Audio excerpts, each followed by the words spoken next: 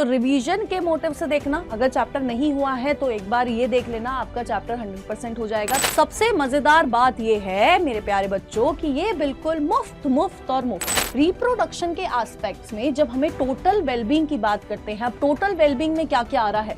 Total wellbeing में आ रहा है बच्चों आपका फिजिकल, इमोशनल, बिहेवियरल और सोशल वेलबींग। हेलो बच्चों, वेलकम टू संकल्प भारत। मेरा नाम है भारती और मैं आपकी ज़ूलॉजी एजुकेटर हूँ। आज हम लोग माइंड मैप की सीरीज में अगला चैप्टर करने वाले हैं, दैट इज रिप्रोडक्टिव हेल्थ। छोटा सा चैप्टर है, नन्नू सा मुन्नू सा चैप्टर है यार ये, बट इंपॉर्टेंस उतनी ही है और इंपॉर्टेंस जितनी है उतना ही ज्यादा स्कोरिंग है ना। छोटा चैप्टर है, इजी चैप्टर है और 3 क्वेश्चन लेके आता है नीट के अंदर। तो 3 क्वेश्चन यानी कि आपके 12 नंबर पक्के, अगर आप ये छोटा सा चैप्टर कर लोगे, क्योंकि स्कोरिंग भी है, ज्यादा कुछ चीजें हैं नहीं इसमें, लेकिन इंपॉर्टेंट है क्योंकि नंबर आ रहे हैं। एक एक नंबर इंपॉर्टेंट है यार हम लोगों के लिए। तो यार अब जब हम लोग इस रिप्रोडक्टिव हेल्थ के रिवीजन की बात करेंगे तो ये चैप्टर बेसिकली 3 पार्ट्स में डिवाइडेड है, हम लोग कह सकते हैं। एक जिसमें इंट्रोडक्टरी पार्ट है, जिसमें हम लोग अलग अलग स्कीम्स की बात करेंगे, रिप्रोडक्टिव हेल्थ है क्या ये जानेंगे, क्यों ऐसा टर्म आया ये जानेंगे, इसके अलावा एसटीडीज के बारे में जानेंगे और हम लोग जानेंगे आपका एमनियोसेंटेसिस के बारे में जानेंगे, जो कि बहुत इंपॉर्टेंट टॉपिक है और इससे क्वेश्चन आता भी है। ठीक है, नेक्स्ट जो आपका पार्ट आता है वो है आपका बर्थ कंट्रोल, यानी कि कॉन्ट्रासेप्टिव मेथड्स की कैसे कैसे कॉन्ट्रासेप्टिव मेथड्स है जो हम लोग यूज करते हैं। नेक्स्ट आ जाता है इनफर्टिलिटी, इनफर्टिलिटी क्या होती है और इनफर्टिलिटी को कैसे सही किया जा सकता है, क्या क्या टेक्निक्स है ना, असिस्टेड रिप्रोडक्टिव टेक्नोलॉजीज के बारे में हम लोग इस चैप्टर में बात करने वाले हैं। छोटा सा लेक्चर रहने वाला है, ज्यादा बड़ा नहीं रहेगा लेक्चर। ठीक है, तो रिवीजन के मोटिव से देखना, अगर चैप्टर नहीं हुआ है तो एक बार ये देख लेना, आपका चैप्टर 100% हो जाएगा, क्योंकि ये आपका एनसीईआरटी पूरा कंप्लीट है यहाँ पर। ठीक है, और कुछ एक्स्ट्रा चीजें भी हैं। एक्स्ट्रा एज इन ये नहीं है कि एनसीईआरटी से बिल्कुल बाहर है, लेकिन अच्छे से एक्सप्लेन करी हुई चीजें आपको यहाँ पर मिल जाएंगी। ठीक है, क्लियर है? स्टार्ट करें। अब स्टार्ट करने से पहले हम कैसे भूल सकते हैं हमारे आर बैच को। देखो यार, रिवीजन एंड रैंकर्स बैच, तो हमने क्या ठाना है बच्चों, हमने ठाना है कि रैंक निकालनी है। हमने क्या ठाना है कि रैंक निकालनी है, सिर्फ नीट क्लियर नहीं करवाना। नीट क्लियर सब कर लेते हैं, बहुत मैक्सिमम बच्चे जो पेपर देते हैं ना उनका सबका नीट क्लियर होता है, लेकिन हमें क्या निकालनी है, रैंक निकालनी है, और उसके लिए रिवीजन जरूरी है। तो इसलिए हमने बैच निकाला है रैंकर्स एंड रिवीजन बैच, जिसमें आपको क्या क्या मिलेगा, मोस्ट एक्सपेक्टेड क्वेश्चंस मिलेंगे। क्या मिलेंगे? मोस्ट एक्सपेक्टेड क्वेश्चंस मिलेंगे, जो आपको कराए जाएंगे आपके और हमारे संकल्प भारत के ऐप पे। ठीक है, ये मिलेगा आपको कहां पर? संकल्प भारत के ऐप पे, जिसमें आपको हर सब्जेक्ट से रिलेटेड क्वेश्चंस करवाए जाएंगे, वो भी मोस्ट एक्सपेक्टेड क्वेश्चन कराए जाएंगे। ठीक है, और सबसे मजेदार बात ये है मेरे प्यारे बच्चों कि ये बिल्कुल मुफ्त और मुफ्त है। ठीक है, क्लियर है? नेक्स्ट, अभी भी कुछ खत्म नहीं हुआ है, अभी भी हमारे पास क्या है, समय है, तो हमें मेहनत करनी है। उस मेहनत पे 4 चांद लगाने के लिए हम लोगों ने लॉन्च किया है सिर्फ आपके लिए एसबी इन्फिनिटी। ये बैच अगर आप हमारी ऐप पे जाओगे तो आपको कोड क्या यूज करना है, सिलेक्शन कोड यूज करना है। कोड भी ऐसा है जो आपको चाहिए, है ना, सिलेक्शन कोड यूज करना है। और इस बैच में आपको जितने भी हमारे बैच अब तक हमने पढ़ाए हैं, है ना, चाहे वो ड्रॉपर का बैच हो, न्यूट्रॉन बैच हो, क्रैश कोर्स हो, चाहे वो AITS NBTS जैसी टेस्ट सीरीज हो, वो सब आपको क्या मिल जाएंगी, फ्री मिल जाएंगी। क्या मिल जाएंगी? फ्री मिल जाएंगी। यानी कि अगर मान लो कोई ऐसा पोर्शन है कि यार मुझे ये अच्छे से समझ नहीं आया, इसके लिए मुझे फुल फ्लेज लेक्चर देखना पड़ेगा, तो वो भी आपको यहाँ पर मिल जाएगा। रिवीजन करना है वो भी यहाँ पर मिल जाएगा, क्वेश्चन प्रैक्टिस करने हैं वो भी यहाँ पर मिल जाएगा। AITS और NBTS दोनों सीरीज के क्वेश्चन मिल जाएंगे, और साथ ही साथ आप लोग क्या कर पाएंगे, उनके वीडियो सोल्यूशन भी आपको मिल जाएगा। यानी कि क्वेश्चन प्रैक्टिस भी, एनालिसिस भी, सब कुछ एक जगह यहां पर आपको मिल जाएगा एसबी इन्फिनिटी के बैच में। ठीक है, तो देख लो यार, ये सब आपको मिल जाएगा यहां पर। ठीक है, PYQs की सीरीज भी मिल जाएगी। सबसे बड़ी बात ये है ना, क्योंकि आप लोगों को पता है मेजॉरिटी पोर्शन है ना कहां से आता है, PYQ से आता है, उन्हीं कंसेप्ट से आता है आपका जो पेपर आता है नीट का, तो वो उन्हीं चीजों से आता है। ठीक है, तो अब यार ये सब तो हो गया, ये सब आपके लिए है, बिल्कुल आपके लिए, दिल से आपके लिए है, और आप बस इस पे मेहनत करो। ठीक है, नेक्स्ट अब हम लोग स्टार्ट कर लेते हैं अपने चैप्टर के साथ। हमने देख लिया यार हम लोग को क्या क्या इस चैप्टर में पढ़ना है। ठीक है, हम लोग को क्या क्या इस चैप्टर में पढ़ना है, तो यार स्टार्ट कर देते हैं। पहला जो आपका जब चैप्टर शुरू होता है, चैप्टर का नाम है रिप्रोडक्टिव हेल्थ। क्या नाम है? Reproductive health. तो रिप्रोडक्टिव हेल्थ का मतलब क्या है? रिप्रोडक्टिव हेल्थ का मतलब है कि total wellbeing in the aspects of reproduction. Reproduction के एस्पेक्ट्स में जब हमें टोटल वेलबींग की बात करते हैं, अब टोटल वेलबींग में क्या क्या आ रहा है? टोटल वेलबींग में आ रहा है बच्चों आपका फिजिकल, इमोशनल, बिहेवियरल और सोशल वेलबींग। अगर इन सारी चीजों में अगर एक पर्सन है ना हेल्दी है ना रिप्रोडक्शन के एस्पेक्ट से, तो हम लोग बोलेंगे ये पर्सन रिप्रोडक्टिवली हेल्दी है। और आपको बच्चों ये जान के बहुत खुशी होगी कि इंडिया उन पहली कुछ कंट्रीज में है जिन्होंने इस इशू पे क्या किया, जिन्होंने इस टॉपिक को, इस इशू को बहुत अच्छे से लिया और इसके लिए बहुत सारी चीजें करी, है ना, बहुत सारी प्लानिंग करी, बहुत सारे प्रोग्राम्स निकाले सिर्फ इस इशू के लिए, ताकि लोगों के अंदर अवेयरनेस आए कि सिर्फ फिजिकली फिट होना हेल्दी नहीं है, हमें हेल्दी हर तरह से होना है, चाहे वो रिप्रोडक्टिव हेल्थ पे ध्यान देना हो या टोटल वेलबींग, दैट इज हमारी हेल्थ, ठीक है, वो हो। अब इसके लिए हमारी कंट्री ने क्या क्या किया? हमारी कंट्री ने 1951 में कुछ फैमिली प्लानिंग प्रोग्राम्स इनिशिएट करे। क्या करे? फैमिली प्लानिंग प्रोग्राम इनिशिएट कर दिए थे। कब? सोचो 1951 में, आजादी के कुछ साल बाद, है ना। क्या कर दिया था? फैमिली प्लानिंग प्रोग्राम इनिशिएट कर दिए थे, लोगों को अवेयर कराना शुरू कर दिया था, ठीक है, क्लियर है। अब यार देखो अब उन फैमिली मतलब हमें क्या चाहिए होता है? हमें क्या चाहिए होता है कि हर साल सेम चीजों में अगर क्रिएटिविटी हम लोग लाते रहे, है ना, कुछ कुछ और चीजें और अच्छी चीजें उनमें इंप्रूवमेंट लाते रहे, इंप्रूव करते रहे। तो इसी तरह से यही चीज हमारी गवर्नमेंट ने क्या करी? अपने आप को इंप्रूव करा, इन प्रोग्राम्स को इंप्रूव करा। तो उनमें से एक प्रोग्राम कौन सा है? उनमें से एक प्रोग्राम है reproductive and child health care. क्या है? Reproductive and child health care programme, ठीक है। अब ये कहां फोकस करता है? ये फोकस करता है आपके रिप्रोडक्टिव रिलेटेड एस्पेक्ट से, फैसिलिटीज प्रोवाइड करता है और रिप्रोडक्टिव हेल्दी सोसाइटी बनाना इसका एम है। क्या है? इसका एम है, ठीक है। इसलिए आजकल बोलते हैं ना कि सेक्स एजुकेशन जैसी चीजें होनी चाहिए, क्योंकि लोग इधर उधर से बच्चे, है ना, जो प्यूबर्टी में अभी अभी आते हैं, जिनकी प्यूबर्टी शुरू होती है, जो बहुत क्यूरियस होते हैं अपने एडोलसेंस के टाइम पे, ऑलमोस्ट हर बच्चा, तो वो यहाँ वहाँ कहीं ना कहीं से इन चीजों के बारे में देखता है और एक गलत एस्पेक्ट कभी कभी उसके माइंड में बैठ जाता है, जो हमें नहीं बैठाना था। इसलिए सिर्फ इस मुद्दे के लिए कि हमें गलत एस्पेक्ट उस बच्चे के माइंड में नहीं बैठाना है, इसलिए आपकी 8th क्लास में आपको रिप्रोडक्शन का चैप्टर दिया जाता है, फिर 10वीं में फिर से याद दिलाने के लिए चैप्टर दिया जाता है, और फिर 12वीं में भी ये रिप्रोडक्टिव हेल्थ और ह्यूमन रिप्रोडक्शन जैसे चैप्टर आपको पढ़ाए जाते हैं, ताकि गलत माइंडसेट ना बने, ठीक है, सोशली हेल्दी सोसाइटी हो, गलत माइंडसेट ना बने। इसलिए ये सारे टॉपिक्स यहां पर इंक्लूड करे जाते हैं, सिर्फ आपके लिए, आपके बेनिफिट के लिए, ठीक है।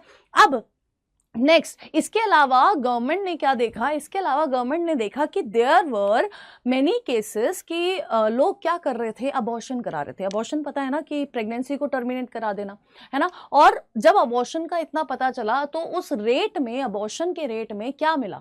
क्या ये मिला कि यार बहुत सारी फीमेल फीटिसाइड हो रही थी, बहुत ज़्यादा फीमेल फीटिसाइड हो रहा था। फीमेल फीटिसाइड क्या है मैम? देखो, फीमेल फीटिसाइड यानी कि अगर कोई फीमेल फीटस है ना, अगर कोई डेवलपिंग फीटस है जो कि एक फीमेल है और उसके पेरेंट्स को पता चल जाए कि यार फीमेल है, तो वो क्या करवा रहे थे? उसको, उस प्रेगनेंसी को वहीं टर्मिनेट करा दे रहे थे। अब यार देखो, इसके वजह से सेक्स रेशियो ऊपर नीचे हो रहा था, मेल ज्यादा हो रहे थे, फीमेल कम हो रही थी। दूसरा कि जिस विमेन के अंदर ये अबॉर्शन किया जाता है, उस विमेन की हेल्थ पे भी बहुत ज्यादा प्रॉब्लम हो रही थी, है ना। ऑब्वियसली अबॉर्शन के बाद रिप्रोडक्टिवली प्रॉब्लम्स आती हैं वुमेन में, ठीक है। तो इस चीज को भी क्या किया गया? बैन किया गया। कैसे बैन किया गया? अब बेसिकली हमारे पास एक टेक्निक है जिसका नाम है एमनियोसेंटेसिस। क्या नाम है? एमनियोसेंटेसिस। अब ये वर्ड सुना हुआ होगा, हमने रिप्रोडक्टिव ह्यूमन रिप्रोडक्शन किया था, उसमें पढ़ा था एमनियोटिक फ्लूइड। जब फीटस डेवलप हो रहा होता है तो उधर से हम लोग क्या निकालते हैं? एमनियोटिक फ्लूइड निकालते हैं, उसके सेल्स को जांचते हैं, जांच पड़ताल करते हैं उनके सेल्स की, और तब हमें बच्चों पता चलता है कि यार वो फीटस जो है, वो जो डेवलपिंग फीटस है, वो मेल है या फीमेल है। फीमेल होती है तो पेरेंट्स क्या कर देते हैं यार?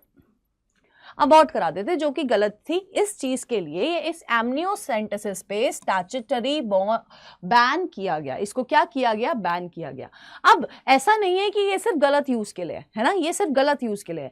इस एमनियोसेंटेसिस को अगर सही चीज से मतलब क्या किया जाए, सही डायरेक्शन में यूज किया जाए। बात तो वही होती है ना कि कुछ भी चीज जो आती है, नई चीजें जो आती, कुछ भी चीज आ रही है वो लोगों की बेनिफिशियल के लिए बनाई गई है, बेनिफिट के लिए बनाई गई है ना। लेकिन लोग क्या करते हैं, उसको बेनिफिट में ना यूज करते हुए क्या करेंगे यार, घुमा फिरा के कहीं और ही यूज करते हैं, गलत कामों में ज्यादा दिमाग चलता है हम लोग का। अब तुम लोग भी देख लो, पढ़ने की जगह फोन पे मम्मी को तो बोल रहे हो कि मम्मी क्लास देख रहा हूं, मम्मी लेक्चर देख रहा हूं, मम्मी पढ़ रहा हूं, मम्मी पेपर अटेम्प्ट कर रहा हूं, कर तुम उनमें से कुछ नहीं रहे हो। तुम क्या कर रहे हो, तुम कर रहे हो अपना गेम खेल रहे हो, इंस्टा स्क्रॉल कर रहे हो, ठीक है, फेसबुक चला रहे हो, ठीक है, यूट्यूब देख रहे हो, और यूट्यूब पे काम की चीज नहीं देख रहे हो, उस पे भी कुछ ना कुछ किसी ना किसी चीज का पॉडकास्ट देख रहे हो, कि भूत पिशाच के बारे में देख लिया कभी, है ना, कभी आजकल सबसे ज्यादा क्या है, सबसे ज्यादा चल रहा है यार उसका याद नहीं आ रहा, बट इतने सारे पॉडकास्ट चल रहे हैं भूत पिशाच के बारे में और वगैरह वगैरह, तो इन सब चीजों पे तुम लोग का ध्यान रहता है। अब मोबाइल बनाया तो अच्छी चीज के लिए गया था, है ना, मोबाइल बनाया तो अच्छी चीज के लिए गया था कि लोग आपस में कनेक्ट कर सके, लेकिन नहीं, तुम्हें क्या करना है, तुम्हें ये सब करना है, ठीक है, क्लियर है। तो यार देखो, यहां पर भी एमनियोसेंटेसिस के बड़े अच्छे यूज है। देखो यार, पहले ही अगर सेक्स पता चल जाए बेबी का कि मेल है या फीमेल है, उसके हिसाब से तैयारी करी जा सकती है। अब इसके अलावा जहां से क्वेश्चन आता है वो ये है कि ये एमनियोसेंटेसिस के प्रोसेस से हम जेनेटिक डिसऑर्डर किसी बेबी को है या नहीं है वो भी पता लगा सकते हैं, और कौन सा जेनेटिक डिसऑर्डर है ये भी पता लगा सकते हैं। कौन कौन से जेनेटिक डिसऑर्डर हम इससे क्या कर सकते हैं, हम इससे ले सकते हैं, वो कौन कौन से हैं, कौन कौन से जेनेटिक डिसऑर्डर्स का पता लगाया जा सकता है, वो है हमारे down syndrome, haemophilia, sickle cell anaemia et cetera. तो यहां से हमें जेनेटिक डिसऑर्डर्स का भी पता लगता है, और अगर मान लो जेनेटिक डिसऑर्डर है तो यार उसको क्योर करने का अगर कोई मेथड है तो हम लोग उसको उसी स्टेट पर क्योर करा जा सकता है। तो कितना बेनिफिशियल है ना, कितना ज्यादा बेनिफिशियल है, लेकिन लोगों को उल्टी चीज यूज करनी है, ठीक है, क्लियर है। अब यहां पर हम लोगों ने पॉपुलेशन रेट के बारे में बात करी, जो स्टेटमेंट वाइज क्वेश्चन में आ जाते हैं, ठीक है, मतलब ऐसे स्टेटमेंट दे दी जाती है और आपको बताना होता है सही स्टेटमेंट है या इनकरेक्ट स्टेटमेंट है, ये बतानी होती है। तो कुछ नंबर्स हैं जो आपको याद करने पड़ेंगे बच्चों। कौन सा है कि 1900 में वर्ल्ड की पॉपुलेशन कितनी थी, 2 बिलियन थी। 2000 में कितनी हो गई, 2000 में 6 बिलियन होगी, और 2011 में 7.2 बिलियन होगी, ठीक है। तो यार ये नंबर याद करना है, और ये तीनों नंबर जो मैंने आपको बताए हैं ये वर्ल्ड पॉपुलेशन के बताए हैं, ठीक है। फिर आ जाते हैं इंडिया की पॉपुलेशन पे। इंडिया की पॉपुलेशन अराउंड द इंडिपेंडेंस, है ना, इंडिपेंडेंस के टाइम पे कुछ सिर्फ 350 मिलियन थी। कितनी थी, 350 मिलियन थी।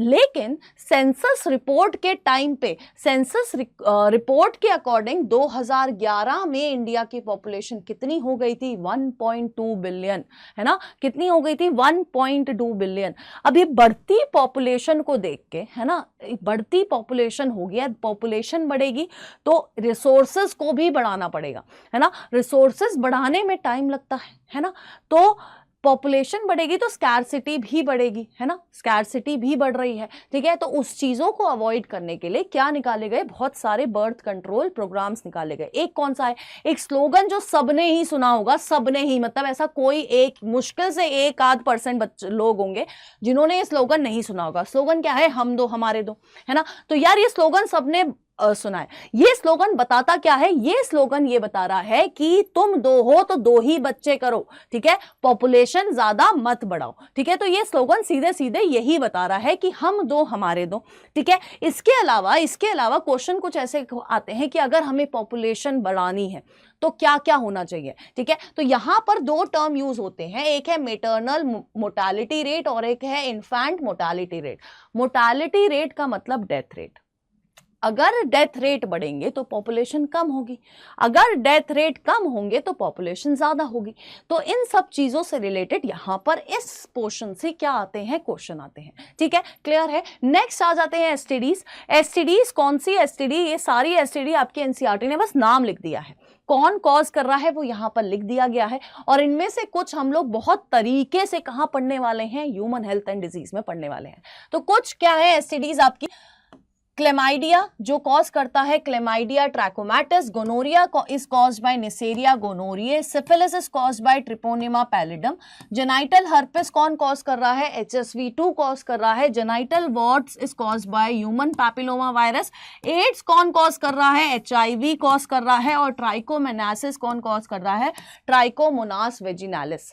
ठीक है, अब ये कुछ सेक्सुअली ट्रांसमिटेड डिजीजेस है। अब मैडम ने सेक्सुअली ट्रांसमिटेड डिजीजेस कौन सी है, कौन कॉज कर रहा है, ये बता दिया। अब है क्या, तो बेसिकली ये वो डिजीजेस हैं जो सेक्सुअल कॉन्टैक्ट के थ्रू क्या कर सकती है, एक अनइन्फेक्टेड पर्सन को भी इन्फेक्ट कर सकती है। ठीक है, ब्लड ट्रांसफ्यूजन से भी ये डिजीजेस हो सकते हैं। फॉर एग्जाम्पल अगर किसी पर्सन को एड्स है ना, और वो आया है हॉस्पिटल में अपना चेकअप कराने, तो अगर उसकी सेम निडल से किसी अनइन्फेक्टेड पर्सन से ब्लड ले लिया गया तो क्या होगा कि इस पर्सन में भी ये वायरस कूद के आ जाएगा, यानी कि ये भी इन्फेक्टेड हो जाएगा। अगर किसी भी तरह का फ्लूइड एक्सचेंज हो रहा है, ठीक है, for example during coitus fluid exchange होता है, तो उस कॉन्टैक्ट से, उस सेक्सुअल कॉन्टैक्ट से भी ये डिजीज क्या होती है, फैलती है।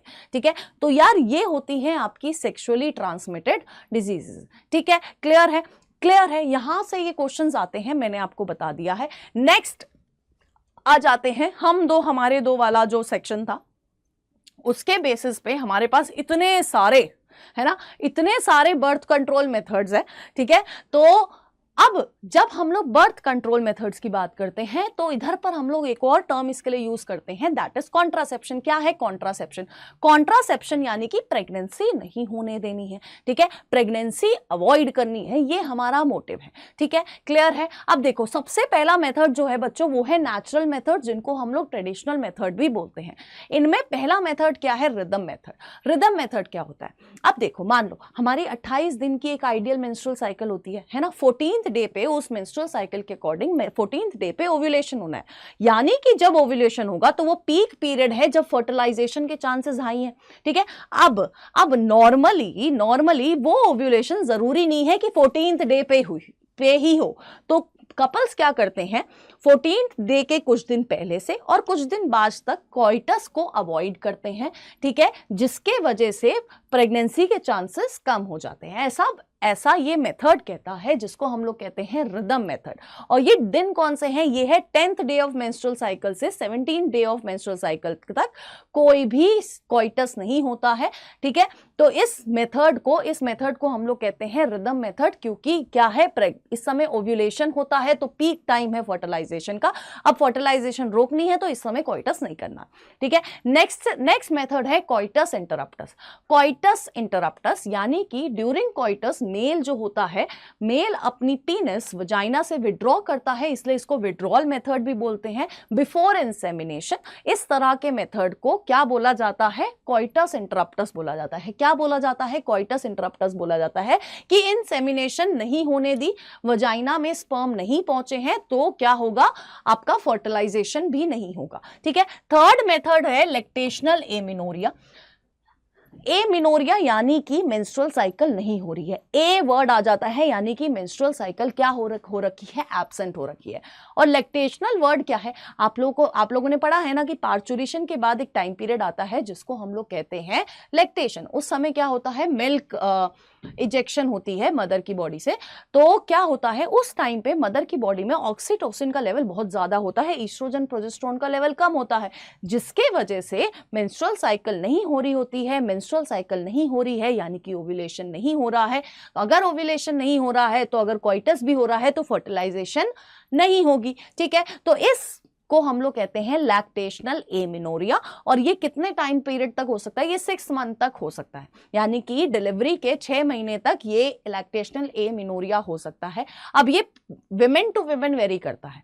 ठीक है, ये विमेन टू विमेन भी वेरी करता है। ठीक है, क्लियर है। वैसे टाइम पीरियड कितना दे रखा है बच्चों? 6 महीने। वैसे टाइम पीरियड कितना दे रखा है? 6 महीने। ठीक है, नेक्स्ट मेथड्स हैं बैरियर मेथड यानी कि बैरियर क्रिएट कर देना। बैरियर किसके बीच में क्रिएट किया जा रहा है ना, मतलब यही दोस्ती, यही प्यार, बीच में आ गई बैरियर की दीवार। अभी बैरियर क्या है? बैरियर मेथड का मतलब कि हमें स्पर्म को ओवा तक पहुंचने ही नहीं देना है। हमने उनके बीच में क्या कर दी है? दीवार खड़ी कर दी है, जिससे स्पर्म और ओवा आपस में मिलाप नहीं कर पाएंगे, मिल नहीं पाएंगे, फ्यूजन नहीं हो पाएगा, फर्टिलाइजेशन नहीं हो पाएगा, तो प्रेगनेंसी तो फिर दूर की बात है। अब इन मेथड्स में जो कॉमन मेथड्स हैं वो हैं आपके condoms, female condoms, diaphragm, cervical caps और वॉल्ट्स। कॉन्डम्स, मेल कॉन्डम्स जो होते हैं ये यार आपकी एसटीडीज को भी क्या, एसटीआईज को भी क्या करते हैं, एसटीआईज को भी प्रिवेंट करते हैं, ठीक है। अब ये जो मेल कॉन्डम्स होते हैं, ये मेल कॉन्डम्स होते हैं किसके बने हुए, लेटेक्स की रबर शीट के बने होते हैं। तो ड्यूरिंग कॉइटस मेल जो होता है इन कॉन्डम्स को पीनस पे वेयर करता है ताकि स्पर्म ओवा तक ना पहुंच पाए।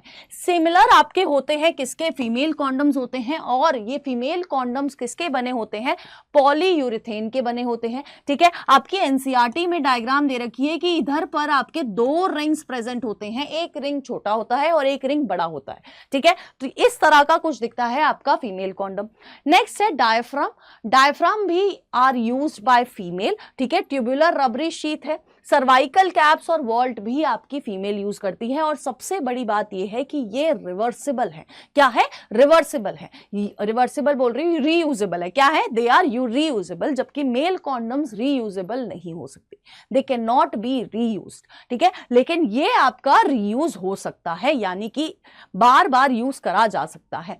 नेक्स्ट है आपका इंट्रा यूट्रिन डिवाइसेस। अब इससे एक स्टेटमेंट बहुत बार पूछी जाती है कि, और एनसीईआरटी में लिखी हुई स्टेटमेंट है, क्या पूछा जाता है बच्चों, पूछा जाता है कि यार आप लोग कि ये जो डिवाइसेस है बच्चों, कि ये जो डिवाइसेस है ये एक स्पेशलाइज्ड पर्सन, एक डॉक्टर जिनको पता है कि ये डिवाइसेस कहां पर लगेंगे, वही इनको इम्प्लांट करता है, ठीक है। तो ये स्टेटमेंट पूछी जा चुकी है, पूछी जाती है, इसलिए यहां पर बहुत अलग से बताया जा रहा है, ठीक है, क्लियर है। अब जब हम लोग इन डिवाइसेस के बारे में बात करते हैं तो ये वो डिवाइसेस है जो थ्रू वजाइना कहां पर इम्प्लांट करे जाते हैं, यूट्रस में इम्प्लांट करे जाते हैं, ठीक है। अब इसमें आते हैं कुछ inert IUDs, copper releasing IUDs और हार्मोन रिलीजिंग आईयूडीज।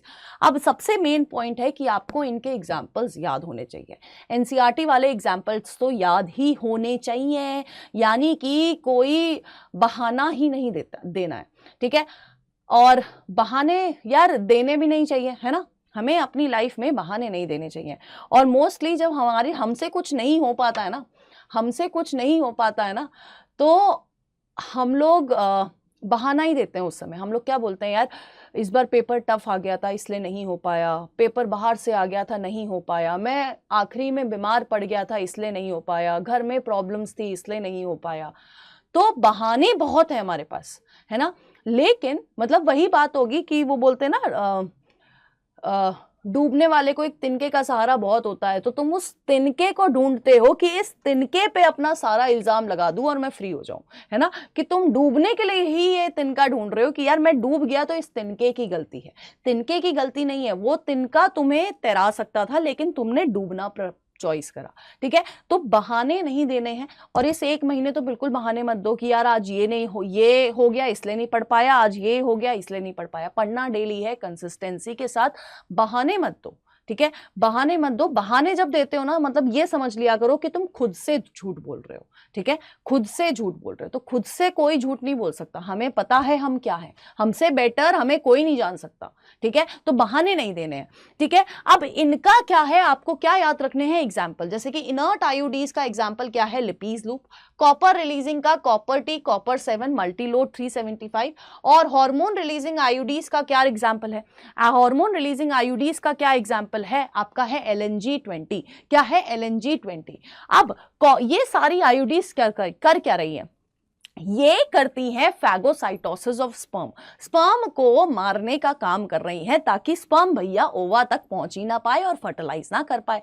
अब फॉर एग्जांपल जैसे कि कॉपर रिलीजिंग आयोडीज है, ये क्या करती हैं, ये स्पर्म की मोटिलिटी को कम कर देती है। स्पर्म में शक्तियां है ना कि वो चल सकता है ना, मोटाइल है वो, तो उस मोटिलिटी को कम कर देंगी। मोटिलिटी को कम करने के साथ साथ अगर मान लो कि जैसे तैसे स्पर्म पहुंच भी गया ओवा तक, तो उसकी फर्टिलाइजिंग पावर को भी कम कर देंगी कि यार अगर पहुंच गया तो भी वो फर्टिलाइज नहीं कर पाएगा।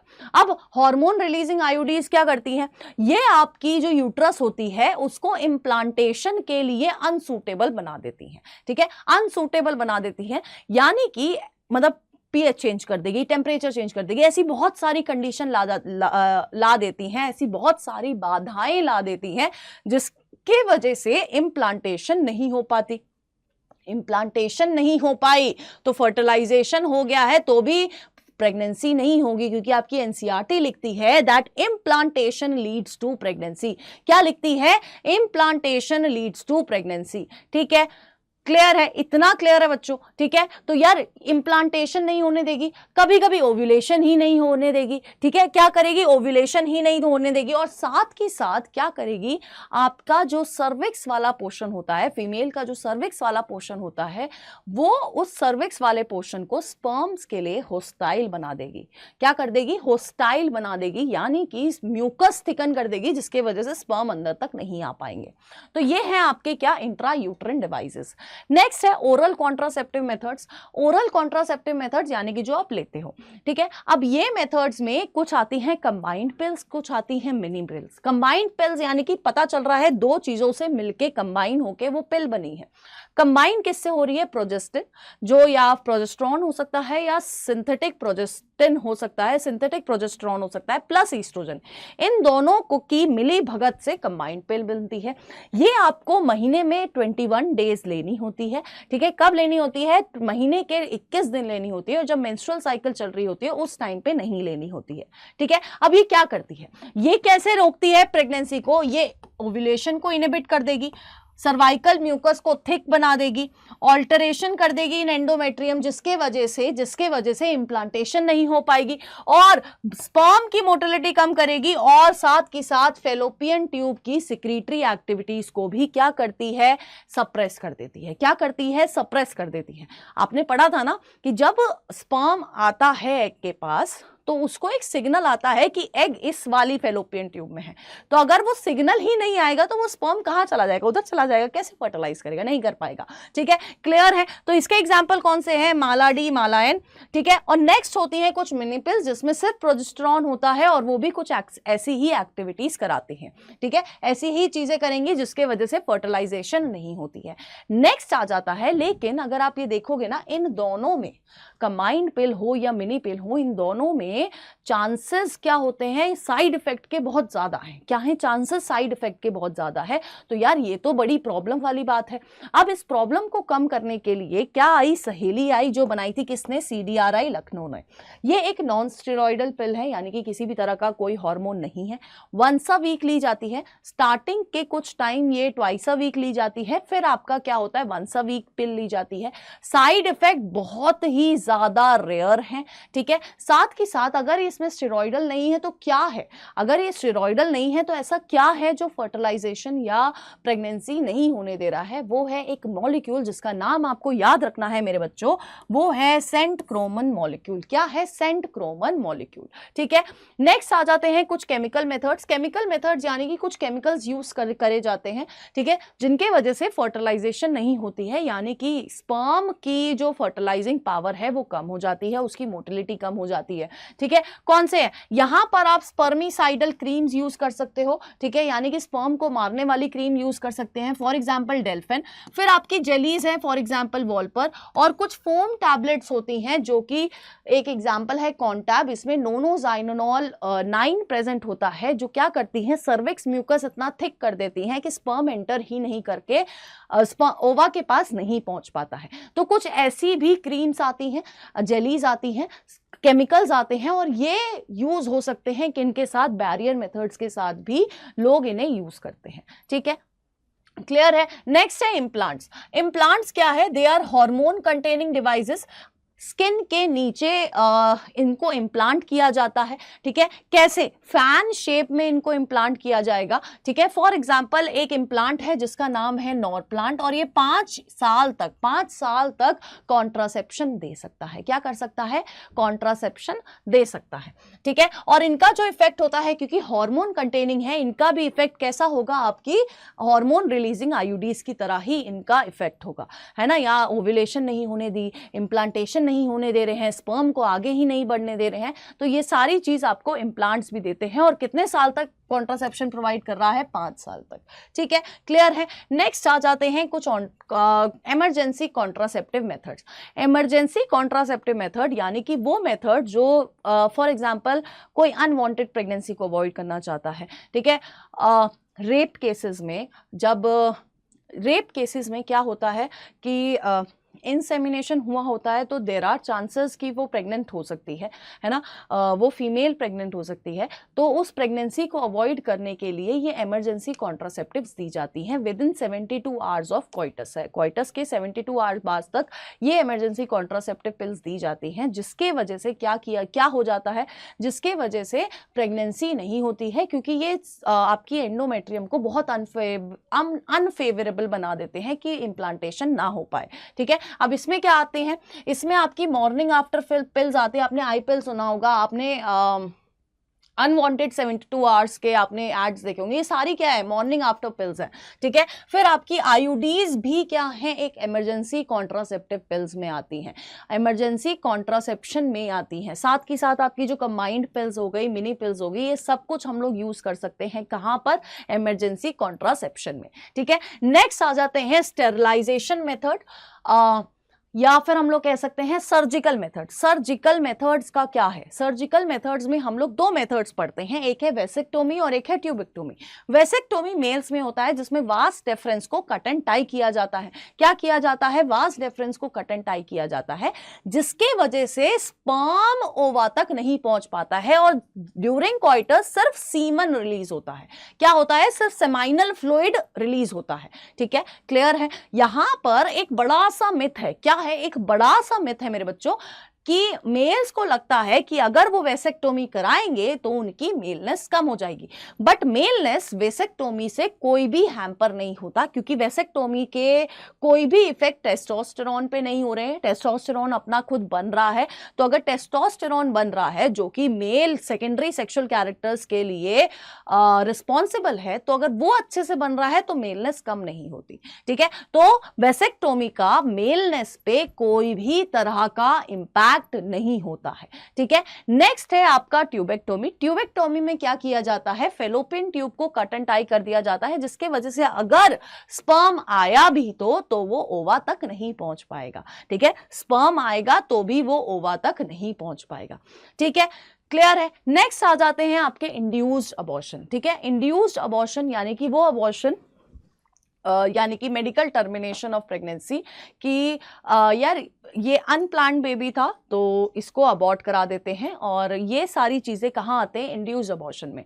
अब इंड्यूस्ड अबॉर्शन, या हम लोग जब एमटीपी की बात करते हैं तो 1971 में, ये ईयर याद रखना है इसलिए बताया जा रहा है, एक एमटीपी एक्ट निकला था जिसमें लिखा गया था कि 20 वीक्स तक जो प्रेग्नेंट वुमेन है वो अबॉर्शन करा सकती है, लेकिन सेफेस्ट कब तक है, फर्स्ट ट्राइमेस्टर तक, यानी कि पहली 12 week are considered safest for abortion. यहां पर अबॉर्शन अलग अलग तरह से भी हो सकता है, पिल्स के थ्रू भी हो सकता है, सक्शन मेथड होता है और सर्जिकल मेथड होता है।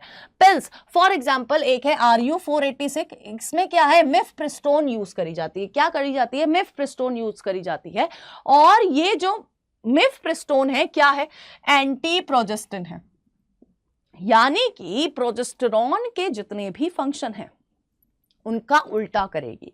प्रोजेस्टेरॉन बहुत ज़रूरी है कॉर्पस ल्यूटियम को मेंटेन करने में, LH ज़रूरी है। ठीक है, अब ये क्या करता है, ये क्या करेगी, ये प्रोजेस्टेरॉन से उल्टा काम करेगी, है ना। अगर प्रोजेस्टेरॉन चाह रहा है कि प्रेगनेंसी बने रहे, है ना, तो ये चाहेगी कि प्रेगनेंसी टूट जाए, है ना, यानी कि टर्मिनेशन हो जाए किसकी, प्रेगनेंसी की। कैसे, ये प्रोजेस्टेरॉन के हर एक्शन को ही ब्लॉक कर देती है। क्या करती है, प्रोजेस्टेरॉन के हर एक्शन को ही ये ब्लॉक कर देती है। ठीक है, क्लियर है। इसके अलावा मिफप्रिस्टोन के साथ साथ मीजोप्रोस्टोल भी यूज करी जाती है फॉर अबॉर्शन। ठीक है, क्लियर है, इतना क्लियर है। नेक्स्ट हम लोग बात करते हैं इनफर्टिलिटी के बारे में। क्या बात करते हैं, इनफर्टिलिटी के बारे में बात कर लेते हैं। देखो यार, इनफर्टिलिटी और स्टेरिलिटी दो वर्ड्स हैं और यूजुअली बच्चे कंफ्यूज होते हैं। स्टेरिलिटी यानी कि फॉर एग्जाम्पल कि अब वो ठीक नहीं हो सकती, है ना, स्टेराइल है बिल्कुल, है ना, कि बेबी प्रोड्यूस हो ही नहीं सकता। लेकिन इनफर्टिलिटी कैन बी क्योर्ड, है ना, इनफर्टिलिटी कैन बी क्योर्ड। अब क्योर कैसे करी जाती है, इनफर्टिलिटी है क्या, इनफर्टिलिटी है कि इफ अ कपल जो अनप्रोटेक्टेड कोइटस कर रहा है for a longer period of time, लेकिन फिर भी बेबी प्रोड्यूस नहीं कर पा रहा है, तो यानी कि किसी ना किसी में कोई ना कोई इनफर्टाइल है जो बेबी प्रोड्यूस करने में सक्षम नहीं है। ठीक है, तो इन सारी चीजों के लिए मतलब सोचो ना, हमारी जैसी कंट्री में, इंडिया में बहुत सारे ताने पड़ जाते हैं कि अगर बेबी नहीं होता है ना, तो इन सब चीजों को अवॉइड करने के लिए, ठीक करने के लिए हमें क्या मिली? असिस्टेड रिप्रोडक्टिव टेक्नोलॉजीज मिली। क्या मिली? असिस्टेड रिप्रोडक्टिव टेक्नोलॉजीज मिली, और इससे हमारा काफी सारे क्वेश्चंस आते हैं। क्या आते हैं? काफी सारे क्वेश्चंस आते हैं। तो इन टेक्नोलॉजीज में सबसे पहली टेक्नोलॉजी है जो वेल नोन टेक्नोलॉजी है, वो है आपका IVF, इन विट्रो फर्टिलाइजेशन, या कह लो टेस्ट ट्यूब बेबी।